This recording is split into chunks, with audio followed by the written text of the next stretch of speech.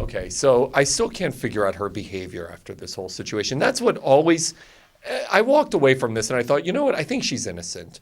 But I can never reconcile why was she so weird after the murders? Like, did you guys ask yourself that? Could you figure out what the answer was? Well, I think that for us, that question was really the one that kind of became central to the whole story. And for us, what we were actually curious about is why are we analyzing behavior in that way? What does the behavior actually tell us?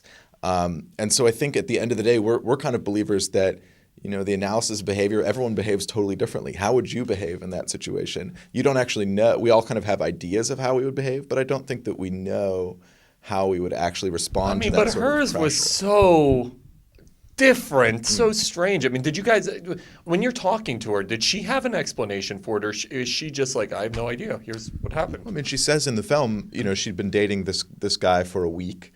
And they were kind of falling in love with each other. And then this terrible, terrible thing happens.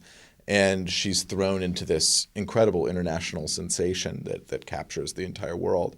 And I would imagine that, it was an overwhelming experience for everyone. She says in the opening title sequence of the film, Diane Sawyer kind of asks her about this behavior question. And she says, well, people respond to things differently. And I think, we're believers in that as well, in that, just look at the spectrum of kind of opinions on her behavior. A lot of people look at her kissing her boyfriend outside the crime scene and say, well, she's getting comforted. A lot of people look at her kissing the boyfriend outside the crime scene and, like Juliana Manini, think that behavior is inappropriate. So there's so many different ways to look at behavior, even beyond the behavior itself. And we found that like a really interesting human kind of dilemma.